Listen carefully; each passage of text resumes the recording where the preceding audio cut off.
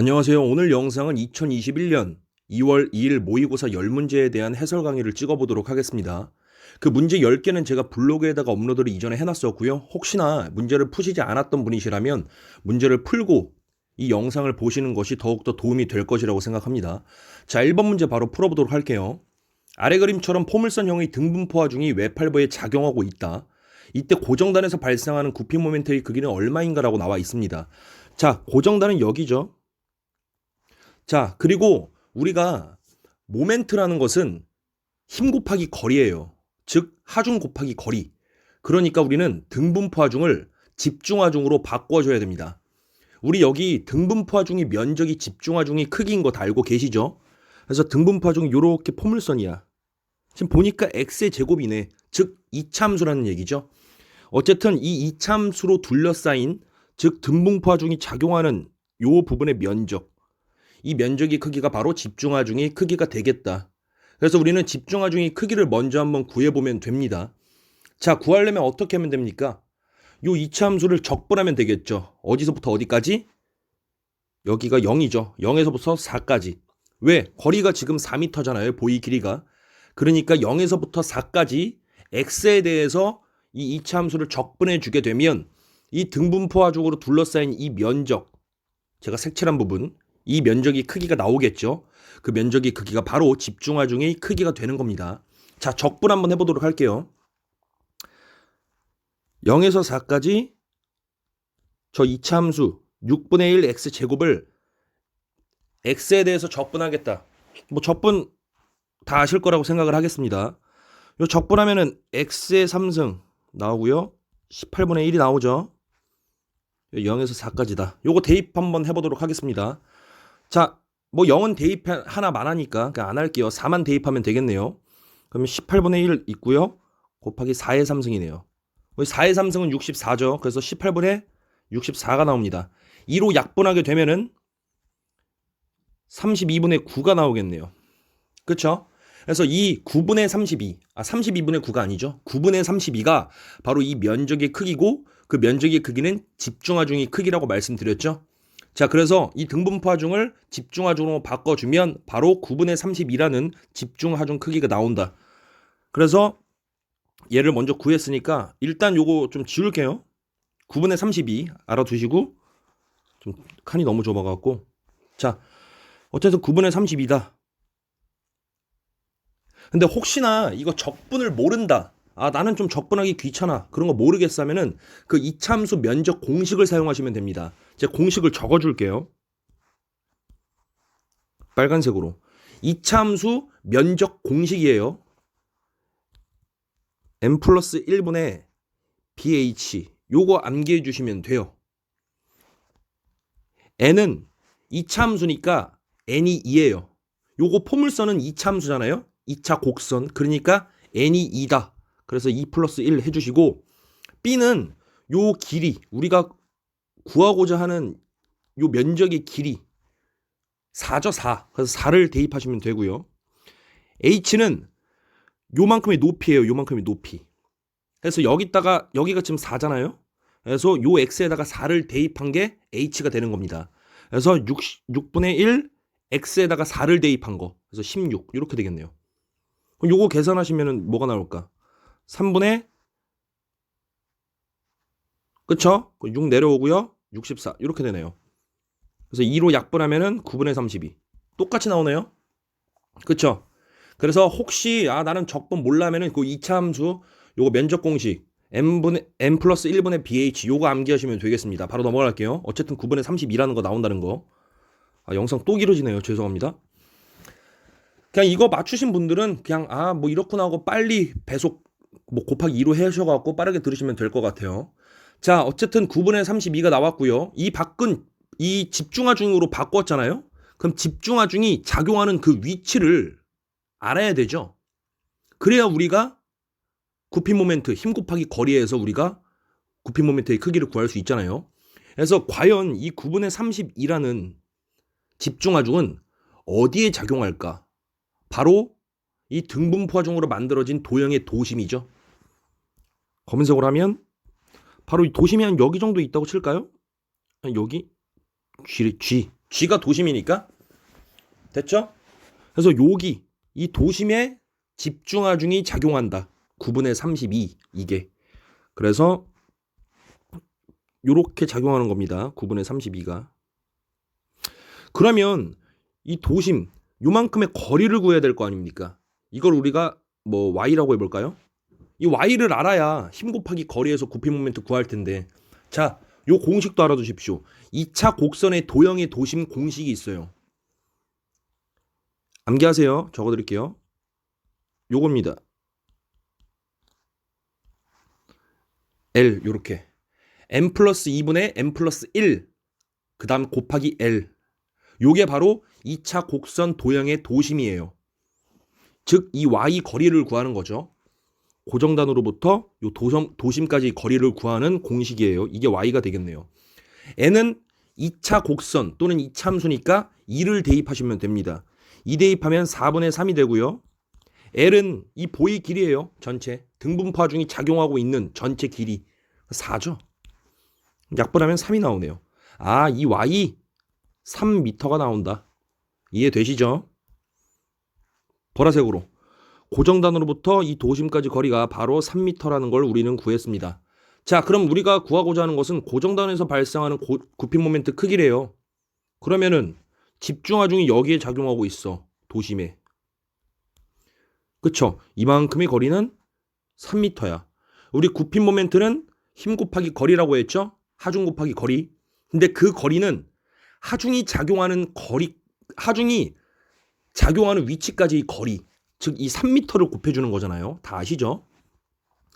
우리가 구하고자 하는 지점에서 하중이 작용하는 위치까지의 거리를 곱해줘야 된다. 결국에 힘 곱하기 거리. 요거 두 개 곱해라. 곱하면 얼마입니까? 9분의 32 곱하기 3 하면 얼마? 3분의 32가 나오게 되네요. 그래서 답은 3번이다. 이렇게 구해주시면 되겠습니다. 뭐 이 혹시나 좀 못 푸신 분들이 계실까봐 이렇게 세세하게 한 거고요. 넘어갈게요. 바로 정답률이 61.2%네요. 요거 모의고사 푸신 분들이 85명이거든요. 그래서 한 반 조금 넘게 맞추셨네요. 그래서 혹시나 틀리신 분들은 반드시 제가 써준 공식이나 뭐 팁 같은 거 알아가시면 되겠습니다. 자, 2번 가볼게요. 자, 2번 요거 정답률 27.1%예요. 좀 많이 낮죠?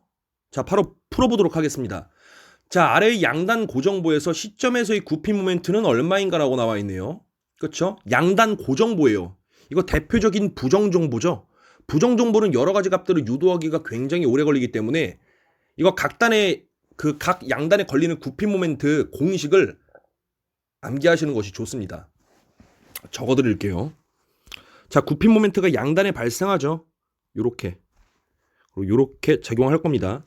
요거는 A점에서 발생하는 구피 모멘트니까 MA 이렇게 쓰고요. 얘는 B점이니까 MB 이렇게 쓰겠습니다. 그래서 A점에서 발생하는 구피 모멘트의 크기 공식이 있습니다. 이거 꼭 암기해 주시길 바라겠습니다. 그냥 부호는 신경 안 쓸게요. 일단은 크기만 그냥 적어드리도록 하겠습니다. L의 제곱, 그 다음에 PAB의 제곱이고요. B점에 적용하는 구피 모멘트의 크기는 L의 제곱, 그리고 PA의 제곱, B 이렇게. 요거 암기하셔야 돼요. 자, A는 어디냐? 요만큼이 A고요. B는 요만큼이 B예요. L은 이 전체 보의 길이가 되겠죠. 그래서 여기서는 2 더하기 4니까 L은 6이 되겠네요. 6. 자, 한번 계산 한번 해보도록 하겠습니다. 검은색으로 L이 6이라 그랬죠? 그럼 36이고요. P 얼마? 9죠. A 얼마? 2. B는 4죠. 근데 4의 제곱이네. B의 제곱이니까 16이죠. 자, 요거 요렇게 하면 18이 되고요. 요렇게 하면 2가 되네. 2분의 16, 8이네요. 그래서 MA 얘는 8이 되네. 8. 단위는 생략할게요. 어쨌든 A점의 구피 모멘트 크기는 8이 나온다는 거. 자, 얘도 한번 계산해 볼까요? L의 제곱 얼마? 36이죠. P 얼마? 9. 2의 제곱이니까 4. B 얼마? 4. 요거죠? 요거 약분하면 4고요. 약분하니까 4가 나오네요. 즉 B점의 구피 모멘트는 얼마? 4가 나온다는 것까지 알 수 있습니다. 자, 그리고 우리는 시점에서의 굽힌 모멘트의 크기를 구해야 돼요. 그럼 우리가 그 문제를 풀 때에는 시점에서 굽힌 모멘트를 구하라고 나왔죠. 그럼 구하고자 하는 그 지점, 볼을 자르시면 됩니다. 이거 무슨 색깔? 파란색으로. 지금 시점에서 구하라고 했으니까 시점에서 볼을 자르면 돼요. 무슨 말씀인지 아시겠죠? 구하라고 하는 그 지점에서 볼을 자르면 된다고요. 그럼 자르면 좌측이 생길 거고 우측이 생기잖아요. 그렇죠? 그럼 여기서 좌측 기준으로 모멘트를 시점을 기준으로 잡고 좌측으로 돌려도 되고요. 시점으로 모멘트 지점으로 잡고 우측을 보고 돌려도 돼요. 자기 마음이에요, 이건. 무슨 말씀인지 아시겠죠? 저는 좌측 기준으로 한번 모멘트를 구해보도록 하겠습니다, 일단. 자, 모멘트를 구하려고 하는데 중요한 게 있죠. 우리가 어쨌든 양단 고정부에도 반력이 작용하죠. 수직 반력. 여기에 RA가 작용하고요. 여기에 RB가 작용합니다. 무슨 말씀인지 아시겠죠? 이거 지우고 갈게요. 칸이 너무 없다. 여기 RB 됐죠? 자, 우리는 아까 제가 좌측 기준으로 본다 그랬으니까 A 반력을 구하면 되겠네요. 자, 근데 우리가 반력을 구하려면 우리가 B점에서든 A점에서든 둘 중 하나의 지점에서 합력 모멘트는 빵이다, 0이다. 이것을 이용하면 되죠. 반력 구할 때. B점에서 모멘트의 합 시그마 M 그리고 B점에서의 합력 모멘트가 0이다. 0이 돼야, 즉 어떤 지점에서 모멘트 싸그리 모아갖고 더했어. 근데 0이 돼야 돼. 왜? 그래야 어느 한쪽으로 보가 처지지 않고 안정하기 때문이죠. 맞죠? 그래서 우리가 뭐 합력, 시그마, 모멘트, M, B는 뭐 0이다 이렇게 하는 겁니다. 자, 어쨌든 저는 여기 기준으로 한번 잡아볼게요. 시그마 MP, 즉 B점에서 발생하는 모든 모멘트를 더했더니 빵이 나온다. 합력 모멘트가 빵이다. 왜? 그래야 보가 어느 한쪽으로 치우치지 않고 처지지 않고 굽혀지지 않고 안정하기 때문. 됐죠? 자, 여기 기준으로 모멘트를 돌리면 얘는 지금 B점에 작용하는 반력 RB는 여기 기준으로 잡았기 때문에 하중이 여기에 작용하잖아요. 그러니까 하중 거리가 0이죠. 거리가 0이기 때문에 얘가 미치는 모멘트는 없습니다. 그래서 RB는 고려하지 않습니다. 자, 그러면은 얘 9N이 하나 있죠. 9N은 얘 기준으로 봤을 때 이렇게 돌죠. 그래서 반식이잖아요. 그래서 보통 반식에는 플러스로 잡습니다. 모멘트 구할 때. 자, 그래서 여기 기준이니까 4 곱하기 9가 되죠. 모멘트는 하중 곱하기 거리니까. 그리고 반식이니까 플러스 4, 9, 36이죠. 그래서 36이 하나 나오고요. 됐죠? 됐죠? 자, 그리고 요거 RA, 즉 반력 A에 의해서도 모멘트가 하나 생기겠네요. 얘는 여기 기준으로 보면 이렇게 돌죠? 시계 방향. 그렇죠? 그래서 시계 방향이니까 마이너스다. 무슨 말씀인지 아시겠죠? 그래서 RA 곱하기 6이 되는 거죠. 왜? 요만큼 거리가 6이니까. 됐죠? 그리고 A점에 발생하는 MA, 얘 모멘트도 고려를 해야 되죠. 얘는 지금 반시계 방향이잖아. 그러니까 반시계 아까 뭐라고 잡자 그랬죠? 플러스로 잡자 그랬죠? 그래서 플러스 8이다. 그리고 또 주의해야 될 게 있어요. B점 기준으로 우리가 모멘트를 돌렸지만 지금 MB라는 게 반력 모멘트가 4로 지금 작용하고 있잖아요. 아까 우리가 구했던 거. 얘도 고려를 해야 돼요. 얘는 반력 모멘트로서 보가 그 지점에서 굽혀지지 않으라고 반대 방향으로 저항하는 모멘트예요. 얘까지도 고려해줘야 됩니다. 얘는 지금 이쪽으로 돌잖아요. 지금 다른 색으로 할게요. 이쪽으로 시계 방향이잖아요. 마이너스로 잡자고요. 마이너스 4. 이 모든 싸그리 합력 모멘트를 다 계산했더니 뭐가 나온다? 빵이 나온다. 그래야 보가 안정하기 때문에. 자, 8-4면 4죠. 36 더하기 4면 40이죠. 그래서 넘어가고 뭐 나누기 하면 6분의 40 나오겠네요. 6분의 40이니까 3분의 20이네요. 이렇게 계산할 수가 있습니다. 됐죠? 그래서 A점에 작용하는 수직 반력은 RA는 3분의 20이다.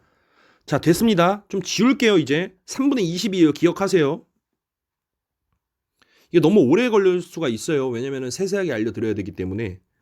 지울게. 쭉 됐죠? 3분의 20이 나왔어. 얘가 3분의 20이죠?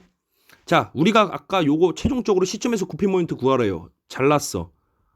그럼 여기가 5점이라고 칠게요. 나는 5점에서 모멘트를 다시 돌려야 돼요. 그래야 우리가 자른 시점에서의 굽힌 모멘트를 구할 수 있으니까. 됐죠? 이걸 그냥 C라고 하죠. 헷갈리니까. 자, 우리가 구했어. 그럼 여기서 그냥 돌리면 돼요. 우리 좌측 얘만 보면 돼요.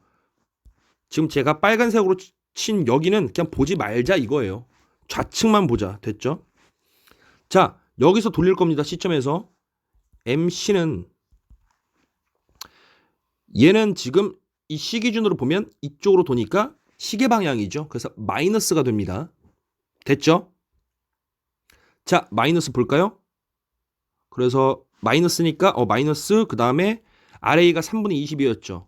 곱하기 요만큼 거리는 얼마예요? 2m죠. 2. 그래서 요렇게 됐죠. 그리고 요거 하나 작용하네요. 또 MA 얘는 얘 기준으로 봤을 때 반시계죠. 그러니까 플러스다. 플러스 8이 나오네요. 됐나요? 됐습니다. 자, 계산하면은 플러스 8은 3분의 24네요. 그러니까 마이너스 3분의 40이네요. 계산하면은 마이너스 3분의 16이 나오네요. 그래서 답은 마이너스 3분의 16이에요. 근데 어차피 부호 같은 거는 신경 안 써도 되죠. 우리가 어떻게 잡느냐에 따라서 다를 수가 있는데 보통 반시계는 플러스로 잡고 시계는 마이너스로 잡습니다. 자, 어쨌든 여기선 크기만을 물어봤기 때문에 3분의 16이 되네요. 그래서 답은 4번으로 도출이 된다는 것까지 아셔야 됩니다. 자, 무슨 말씀인지 아셨겠죠? 됐죠? 우리가 물론 요거 시점에 굽힌 모멘트 구할 때 여기 우측 기준으로 봐도 돼요. 여기 기준으로 봐도 된다고요. 여기 신경 안 쓰고 좌측은 여기 기준으로 봐도 돼. 그럴 때는 우리가 B점에 작용하는 수직 반력 RB를 구했어야겠죠. 무슨 말씀인지 아시겠죠? 여기 기준으로 구하나 여기 기준으로 구하나 결국 굽힌 모멘트의 크기, 시점에서 작용하는 굽힌 모멘트의 크기는 똑같습니다. 방향만 반대예요. 무슨 말씀인지 아시겠죠? 방향만 반대야. 즉 크기만 갖고 방향만 반대인 모멘트가 좌측 우측 기준으로 발생하니까 서로 상쇄가 되잖아요. 그래서 시점에서는 어느 한쪽으로 굽어지지 않고 안정하게 되는 겁니다. 그래서 원리가 그런 거예요. 됐죠? 넘어가도록 하겠습니다. 너무 길어졌어. 자, 3번 갈게요. 이제는 조금 빨리 할게요. 죄송합니다. 자, 3번. 요 문제는 지금 주관식이기 때문에 정답률을 정확히 알 수가 없어서 기재를 안 했고요. 자, 어쨌든 이 문제는 제가 이전에 영상 올렸었죠? 외팔보 집중하중 처짐 이 영상 하나로 박살이라는 그 영상을 보셨으면 아주 쉽게 푸셨을 겁니다. 만약 그거 보시지 않았더라면 그 영상 꼭 보고 오세요. 굉장히 좋은 팁이거든요. 자, 어쨌든 문제 풀어보도록 할게요. 자, 지금 P1 이게 지금 무슨 말이냐면 제가 볼을 이렇게 얘가 이렇게 쳐질 거 아닙니까? 그쵸? 그래서 이렇게 쳐지는 그 길이가 있을 거야. 이렇게. 그래서 지금 보면은 얘가 4cm라는 거고요. 얘가 3cm라는 거야. 즉 5N의 하중 P1에 의한 B의 처짐이 이만큼 4cm가 처진 거예요. 요만큼. 그리고 6kN 하중에 의한 B점의 처짐은 3cm다. 요만큼 처졌다는 거예요. 그래서 P1 그리고 P2 하중에 의해서 총 처짐량은 7cm가 되는 거죠. 중첩법에 의해서. 됐죠? 어쨌든 그림은 이렇다는 겁니다. 자, 바로 그냥 풀어볼게요. 무슨 이상한 소리 안 하고요. 자, 어쨌든 우리가 구해야 되는 것은 5kN 하중에 의한 시점의 처짐량이에요. 5kN은 지금 P1이죠.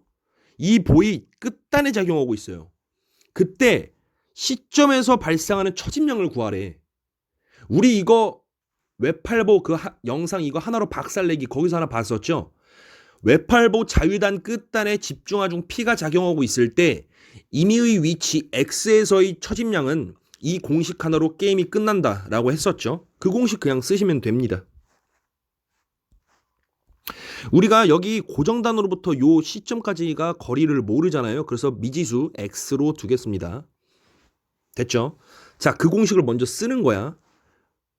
5kN에 의한 우리 요거 아시잖아요. 처짐 6EI 분의 px 제곱 3L-x 요거 다 암기되어 있어야 된다고 했습니다. 요 공식은 외팔부 자유단 끝단에 집중하중이 작용했을 때 임의 위치 x에서의 처짐량이다. 그래서 우리가 요 x의 거리 구하고자 하는 그 x의 거리에서의 처짐량, 그 거리만 알면 그냥 여기 x에다가 대입하면 그 지점에서의 처짐량 구할 수 있다고 말씀드렸죠. 단 조건은 집중하중이 자유단 끝단에 작용하고 있을 때예요. 그 경우 제가 분명히 상황별로 기억해두라고 말씀 누누이 드렸습니다. 이거 헷갈리면 안 돼요. 자, 일단 갈게요. 우리가 고정단으로부터 여기 구하고자 하는 그 위치까지의 거리가 x라고 말씀드렸죠. 그냥 x라고 넣었으니까 그냥 두는 거예요. 그 거리조차 모르잖아요, 지금. 미지수야 문제에서 주어진 게 없어요. 됐죠? 자, 얘를 구하는 거야, 얘. 이해되시죠? 근데 이 P가 지금 5kN이잖아요. 그냥 단위 생략하고 P 대신에 5를 집어넣어요. 하중이 나와 있으니까. 됐죠? 그래서 5x의 제곱 6EI 이렇게 써주고요. 3L-x 이렇게 써주면 돼요. 얘가 얼마냐? 이걸 물어보는 거죠. 이해되실 겁니다. 자, 넘어갈게요. 자, 그리고 위에 여러 가지 조건이 있어요. 얘네들 쓰시면 바로 답을 구할 수가 있겠죠. 써보도록 할게요. 자, 써볼까요? 지금 6kN 얘가 하나 있네요. 지금 읽어보면은 6kN 하중에 의한 B의 처짐이 B가 지금 여기잖아, 자유단. 6kN P2 집중하중에 의한 자유단 최대 처짐량이 3cm다. 그걸 말하는 거 아닙니까 지금? P1은 보지 마세요 지금. 얘에 의한 처짐이 지금 3cm라고 나와 있는 거잖아. B점에서 처짐이. 자, 근데 이것도 우리가 공식 배웠었죠. 얘랑 똑같다고 했습니다. 다만 x 미지수에 대한 변수의 의미만 다르다고 말씀을 드렸고 그 변수의 의미 제가 반드시 구분하셔야 된다고 말씀드렸어요. 자, 똑같다고 했어요. 얘랑 요거죠. 좋습니다. 자, 죄송합니다. 자, 이때 공식이 똑같아요. 다만 x 변수에 대한 의미만 달라진다. 여기서 x는 고정단으로부터 하중까지의 거리예요. 그리고 이 식을 통해서 구할 수 있는 것은 자유단에서 발생하는 최대 처짐량이에요. 무슨 말씀인지 아시겠어요? 이거 보지 말고 지금은 안 봐도 돼요. 이런 경우에 하중이 지금 임의 위치에 작용하고 있을 때 자유단에서 최대 처짐량을 구하는 공식이 이거라니까요. 다만 그 x의 의미가 이 하중이 작용하는 거리, 이게 바로 x예요. 됐죠? 고정단으로부터 거리. 그러니까 x의 의미가 살짝 다르죠? 이거 헷갈리시면 영상 그거 하나로 박살내기 그거 꼭 보시고 오셔야 됩니다. 어쨌든 잘 볼게요. 얘는 하중이 P가 6이잖아. 6 대입해요 그냥.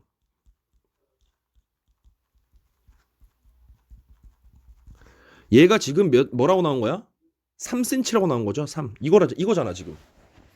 근데 되게 신기하게도 지금 x가 의미는 달랐지만 똑같아. 거리가 똑같잖아요. 아까 위에서는 요만큼 여기 시점에서의 임의 위치에서의 x의 처짐량이라 그랬잖아.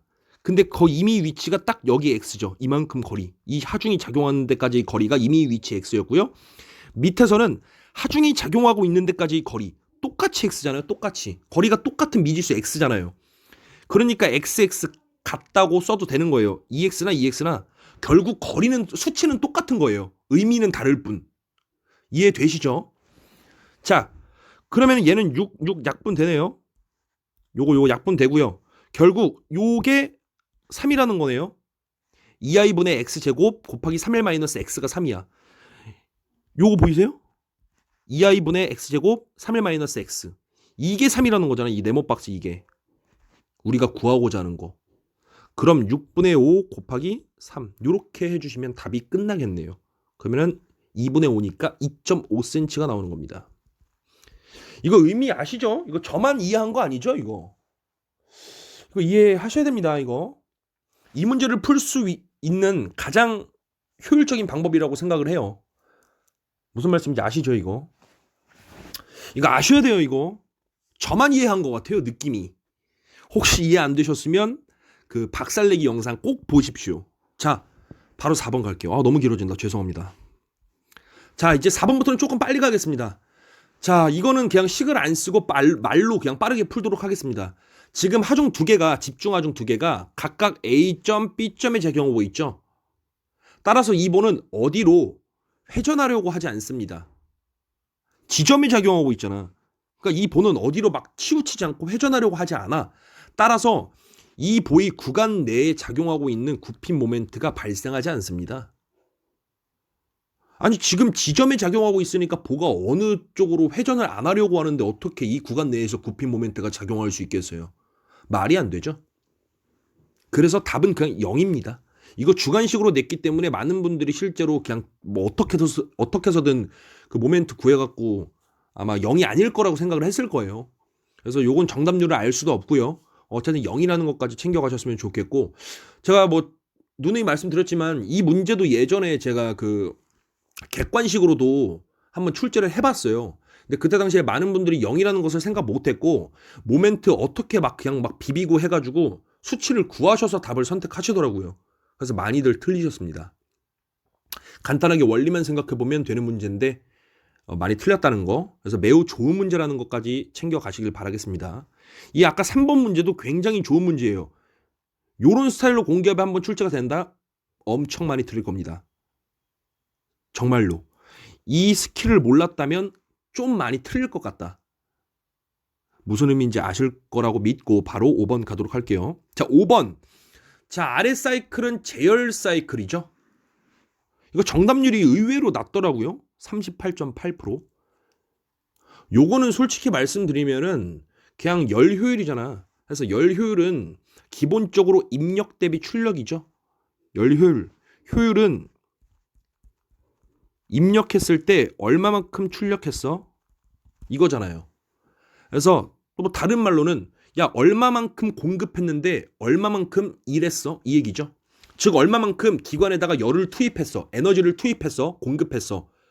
투입한 만큼 외부로 얼마만큼 일해? 이게 바로 열 효율 기본 개념 아닌가요? 다시 말해서 얼마나 먹고 똥 쌌어? 이거 말하는 거잖아요 지금. 그래서 그 기본적인 열 효율의 정의만 알고 있었더라면 이 문제는 바로 그냥 2번하고 넘어가는 거예요. 그냥 넘어가는 거예요. 근데 우리는 또 영상이기 때문에 또 말로 또 설명을 좀 자세히 해드려야 될 것 같습니다. 또 영상이 길어질 것 같네요. 정말로 죄송합니다. 죄송해요. 자, 어쨌든 열효율은 공급 분의 출력 또는 입력 분의 출력 또는 열효율은 얼마만큼 먹고 똥 쌌어 이거죠. 자, 넘어갈게요. 자, 이거 제열 사이클이죠. 왜? 제가열 사이클이라고 나와 있으니까. 자, 우리 제열 사이클에서 에너지 또는 열 공급은 어디에서 이루어질까요? 첫 번째는 2번, 3번 구간 보시면은 2번, 3번 구간 여기 보일러잖아. 이렇게 보일러에서 공급 열량 Q가 하나 들어가야죠. 왜냐면은 보일러에서는 우리가 석탄을 태우잖아. 그래서 석탄을 태워갖고 열에너지를 공급하죠. 그래서 그 열에너지로 여기 지금 이렇게 물이 펌프로 급수가 들어가잖아요. 이렇게 급수가 보일러 입구로 급수가 물이죠. 그래서 석탄을 태워서 나오는 열에너지로 이 펌프에서 공급된 급수를 우리가 과열증기로 바꿔주는 거잖아요. 그러니까 여기서는 열에너지가 공급돼야 되죠. 그 열에너지는 바로 석탄을 태워서 나오는 열량이 되는 거고, 어쨌든 여기서는 공급되는 거 맞죠? 석탄 태워서 우리가 급수에다가 열에너지 공급하는 거 맞으니까. 자, 두 번째는 또 어딜까요? 에너지 열 공급, 그거 어디서 이루어질까요? 한번 생각해 보세요, 여러분들. 지금 두 번째는 바로 4번하고 5번 구간이죠. 여기랑 여기. 즉 제열기 구간이 바로 에너지가 공급되고 또는 열이 공급되는 구간이에요. 우리 그 터빈에서 한 번 일하고 나온 증기 있죠. 여기가 과열증기죠. 여기 보일러 나왔으니까 3번이 과열증기인데, 이 과열증기가 터빈 블레이드를 충격시켜 갖고 터빈 축선상에 연결된 발전기가 같이 돌면서 전기가 생산되잖아요. 어쨌든 얘가 터빈을 돌린다고. 그래서 터빈이 바깥으로 터빈 일을 한다고. WT만큼. 과열진기가 일한 만큼 열 에너지를 소모하잖아요. 자기가 가지고 있던 열 에너지가 있어. 근데 외부로 터빈에서 일을 하잖아요. 터빈에서 일을 만들어내잖아. 그러니까 일한 만큼 열 에너지를 소모했기 때문에 일하고 나온 이 4번 증기는 온도가 떨어져 있죠. 그래서 그 온도를 다시 점핑시키기 위해서 우리가 제열기를 통과시키는 거예요. 이렇게 통과시킨다고. 그렇죠? 온도를 다시 점핑시킨다, 증가시키려면 당연히 열 에너지를 공급해야겠죠. 그러니까 제열 구간인 4번, 5번도 열이 공급되는 구간입니다. 무슨 말씀인지 아시겠죠? 자, 그리고 이 사이클을 보면 더 이상 뭐 에너지가 공급되는 구간은 찾아볼 수가 없네요. 자, 그럼 출력되는 부분, 즉 일이 만들어지는 구간은 어디일까요? 당연히 터빈에서 외부로 일을 하겠죠. 팽창일로. 그쵸? 자, 그럼 터빈에서 일을 한다? 아까 여기 3번하고 4번. 그래서 1차 터빈 일이 외부로 발생되게 되고요. 그리고 제열기를 통과해서 5번이 다시 점핑된 거예요. 온도가 다시 올라간 증기가, 과열 증기가 2번 터빈 구간으로 다시 들어가서 6번으로 나오죠. 그래서 5에서 6번 구간도 터빈 일이 나오겠다. 2차로. 얘는 바깥으로 일을 만들어낸 거죠. 그래서 출력이라고 보시면 되겠습니다. 즉 얼마만큼 먹고 똥 쌌냐죠. 그래서 이게 똥이에요. 똥. 얘가 똥이다. WT가. 이해되시죠? 자, 그럼 끝났네요. 즉 열 효율은 아까 제가 공급분의 출력 또는 공급분의 외부로 한 일이라고 말씀드렸죠. 자, 그럼 효율은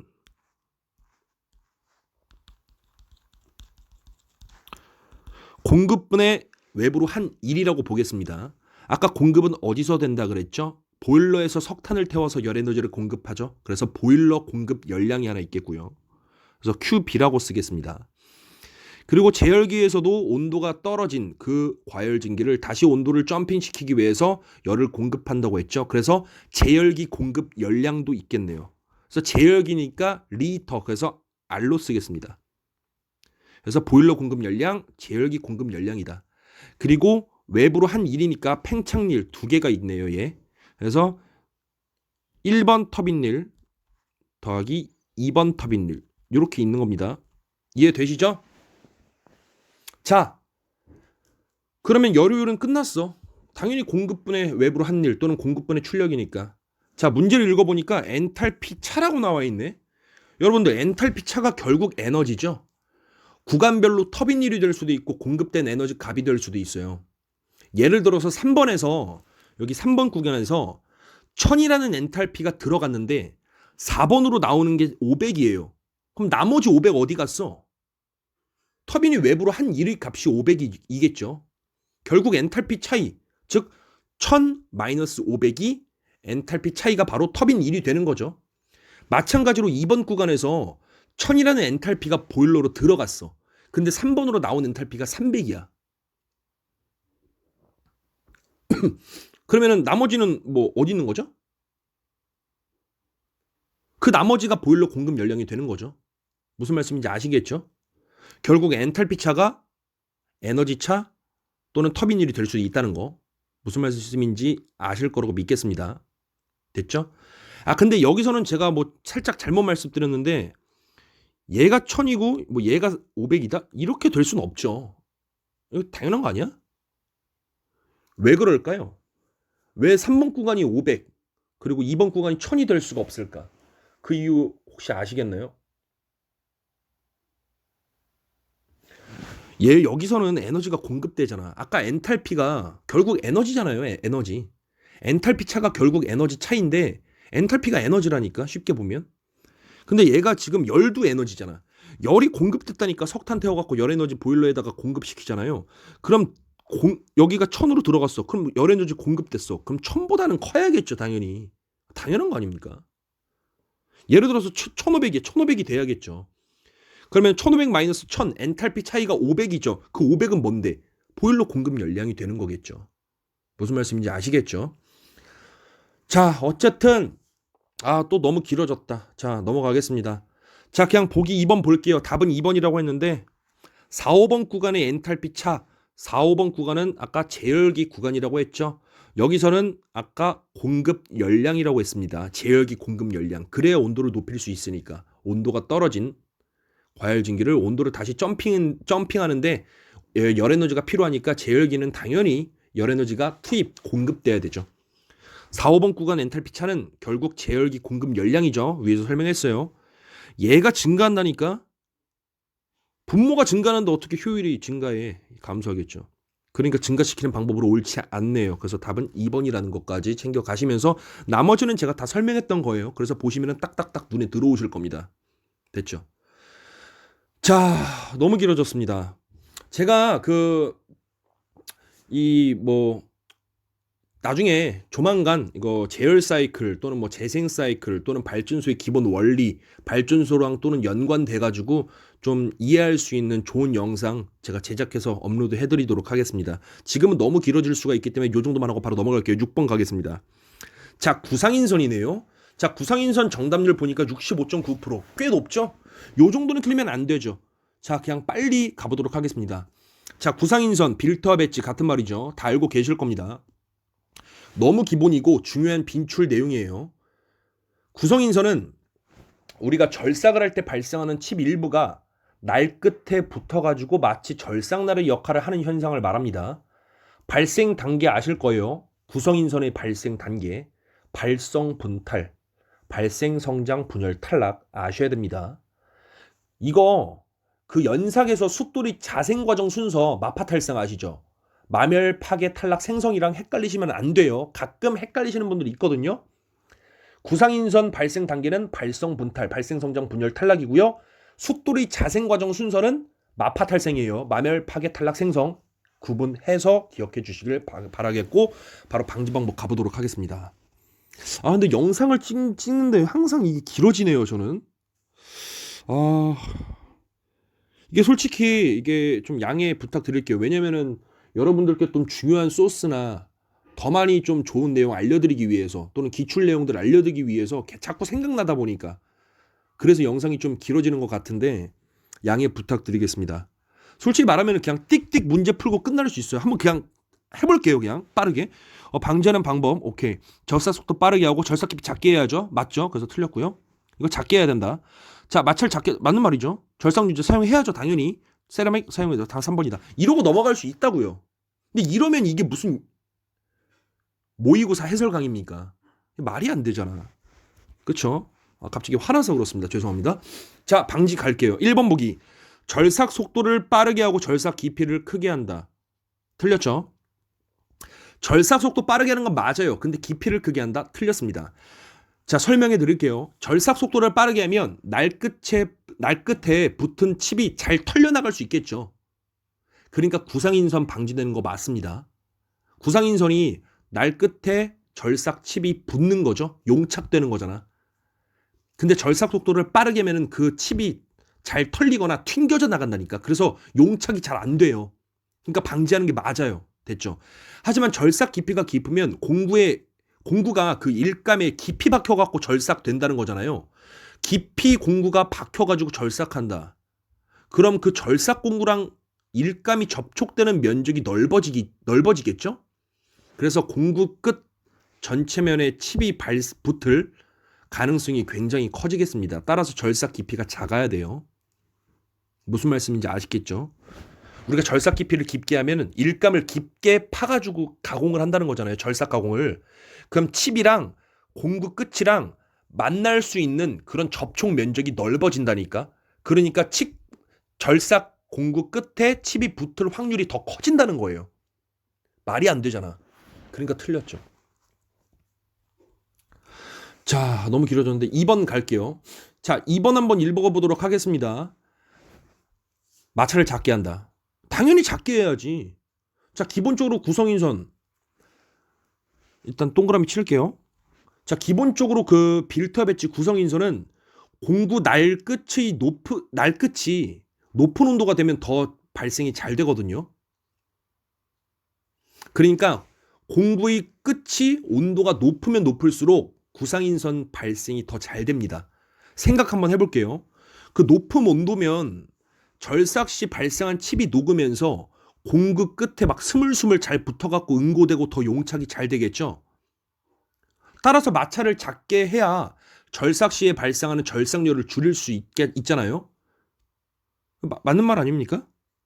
반대로 마찰이 크면 마찰에 의한 마찰열로 절삭열이 더욱더 증가하기 때문에 구상인선이 더 잘 발생하게 되겠죠. 그래서 마찰을 작게 해야 된다는 거 맞는 말이 되는 겁니다. 온도가 막 높아지는 걸 낮추기 위해서 마찰을 작게 해야 돼요.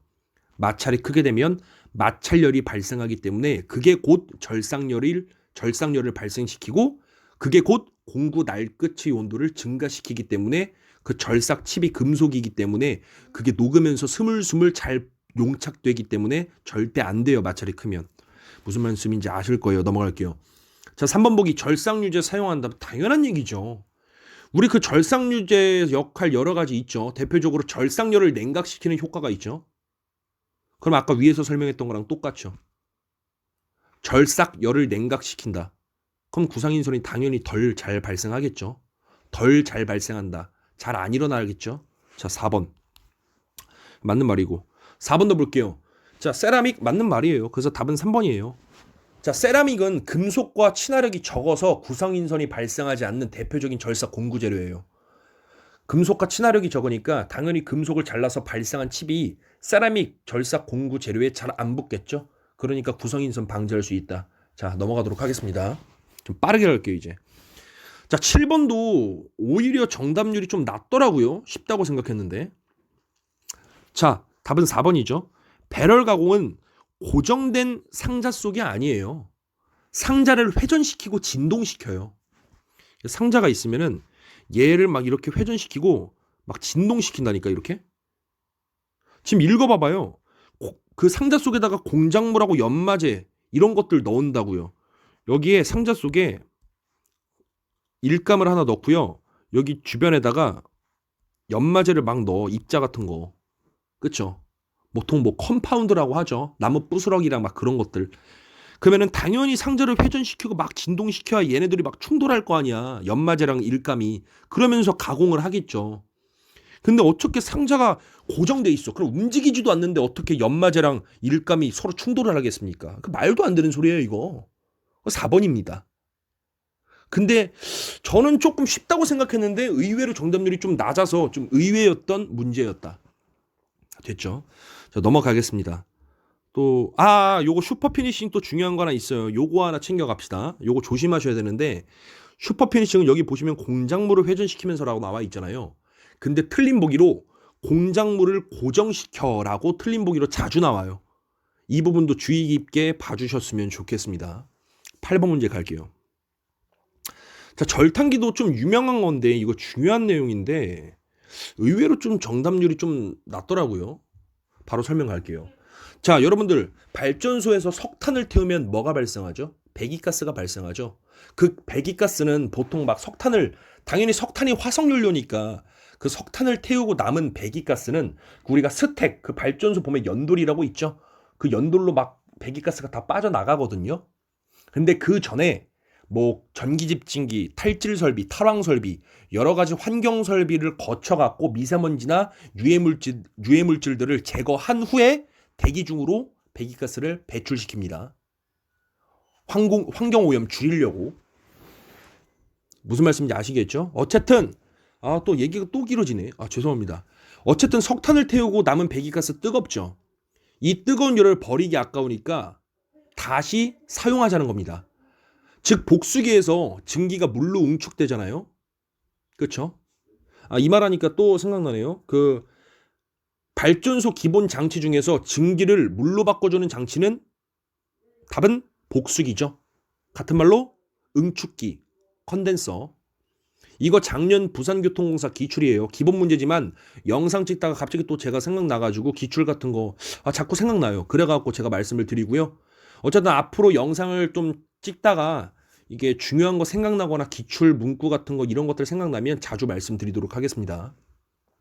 자, 어쨌든 복수기에서 증기가 물로 응축되고 이 물이 보일러로 들어가거든요. 근데 그냥 바로 물을 보내면 다시 보일러에서 물을 과열증기로 만들어야 되잖아. 과열증기로 만들려면 보일러에서 공급되어야 하는 열량이 매우 많이 필요하겠죠. 그럼 연료 소비율이 증가하겠죠. 그리고 석탄도 더 많이 태워야 되고 환경 문제도 그만큼 더 발생할 수도 있겠죠. 석탄을 더 많이 태워야 되니까. 그래서 복수기에서 나온 물을 바로 보일러로 안 보내고 절탄기로 보냅니다. 이 절탄기에는 아까 석탄을 태우고 남은 배기가스가 흐른다고 했잖아요. 그래서 이 배기가스와 복수기에서 나온 물을 서로 열교환시켜요. 그럼 배기가스는 뜨겁다고 했죠. 그래서 배기가스의 열이 복수기에서 나온 물로 가면서 만나면서 물이 뜨거워지는 거야. 열은 항상 고온에서 저온으로 이동한다 그랬잖아요. 열역학 제2법칙. 즉 에너지의 방향성에 따라서. 그래서 배기가스 열이 복수기에서 나온 물보다 더 고온이잖아. 그러니까 배기가스 열이 복수기에서 나온 물로 전달이 되는 거야. 그러면서 물이 더 뜨거워지겠죠. 이 뜨거워진 물이 보일러로 공급되는 겁니다. 급수 펌프를 통해서. 약간 이런 느낌 생각하시면 돼요. 라면 끓일 때 찬물로 끓이지 않고 정수기에서 미리 뜨거움을 받아갖고 끓이는 원리랑 똑같습니다. 우리 정수기에서 미리 뜨거움을 받아가지고 라면 끓이면 금방 팔팔 끓잖아요. 즉 가스비가 덜 들잖아. 빨리 끓으니까. 똑같은 얘기입니다. 그럼 미리 예열됐기 때문에 급수가 들어갔으니까 보일러에서는 보일러 열량을 덜 공급해도 되고 이에 따라서 석탄도 덜 태워도 되고 연료 소비율이 감소하고 연료 소비율이 감소됐고 보일러 공급 열량이 줄어들었으니까 당연히 열 효율도 증가되겠죠. 환경적으로 좋은 것도 당연한 얘기겠고요. 됐죠? 그럼 바로 풀어보면 1번 보일러 공급 열량 줄일 수 있다. 당연한 얘기잖아. 왜? 배기가스 열로 보일러 공급되는 급수 미리 가열했으니까 뜨거워진 상태로 보일러에 공급되니까 석탄 덜 태워도 되잖아. 보일러 공급 열량 줄여도 되잖아. 맞는 말이고요. 석탄 태우고 남은 배기가스 열 이용한다니까요. 맞는 말이고요. 석탄 덜 태워도 된다니까 연료 소비를 절감시킬 수 있고요. 그래서 환경적으로 좋고요. 맞는 말이고. 그럼 답은 4번이네. 제열 사이클과 비슷한 원리 틀렸죠? 제열이 아니라 재생 사이클로 바꿔야 됩니다. 제열 사이클은 아까 제가 위에서 설명한 제열 사이클처럼 1차 터빈 일을 하고 나온 증기를 다시 제열기로 보내갖고 온도를 점핑시킨다. 그 점핑시킨 온도를 다시 터빈으로 보내갖고 2차 터빈 일을 한다. 다시 말해서 결론적으로 터빈 일을 증가시켜서 열 효율을 증가시키는 게 제열 사이클이에요. 재생 사이클은 터빈 내에서 팽창 도중인 증기 일부를 뽑아요. 그러니까 터빈에서 팽창 도중인 증기 일부를 뽑아가지고 급수 가열기로 보냅니다. 급수 가열기는 보일러 들어가기 전 단에 있거든요. 미리 급수 가열기에서 보일러로 들어가기 전의 급수를 아까 팽창 도중인 증기 일부랑 열교환시켜가지고 미리 급수를 뜨겁게 데우는 거예요. 즉 절탄기랑 원리가 거의 비슷하죠. 이런 형식으로 열 효율을 높이는 것이 바로 재생 사이클이에요.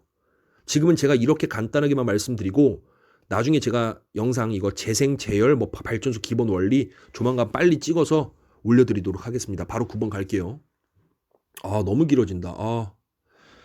자, 9번. 자기 변태에 대한 설명으로 옳지 않은 것은 무엇인가? 보자마자 1번 가야 돼요. 됐죠? 자기 변태점에 이르면은 강자성체가 상자성체로 됩니다. 자기 변태점 온도의 이상이 돼버리면 예를 들어서 니켈 자기 변태점이 358도거든요. 이 358도가 넘어가 버리면 자기 변태가 되겠죠. 그럼 강자성체에서 상자성체로 바뀝니다. 니켈은 상온에서 강자성체거든요. 근데 자기 변태점에 이르면 상자성체로 바뀌어요. 약간 자성을 잃게 되는 거죠. 근데 1번 보면 상자성이 강자성이 된다? 반대잖아요. 지금 설명했던 거랑. 그러니까 1번이 틀렸고요. 2번 읽어볼게요. 자기 변태가 일어나는 온도 큐리점 맞고요. 기본이죠. 니켈 자기 변태점 358도 맞죠. 아까 말씀드렸죠. 자기 변태점은 원자 배율 바뀌지 않아요. 자기적 성질만 바뀝니다. 강자성체에서 상자성체, 즉 자성을 약간 잃었죠. 자기적인 성질만 바뀐다. 그게 바로 자기 변태의 대표적인 특징이고요. 원자 배율이 바뀌는 것은 동소 변태죠. 그래서 우리 이거 다 알고 계시잖아요. 철의 자기 변태점은 768도, 니켈은 358도, 코발트는 1150도. 이 정도는 다 아셔야 됩니다. 그리고 뭐 자기 변태가 일어나는 금속, 원소 뭐 있습니까? 철, 니켈, 코발트, 니코철이고요. 동소 변태는 철코, 주티, 지르세라고 하죠. 그래서 동소 변태가 일어나는 금속이 있어요. 철, 코, 주, 티, 지르세.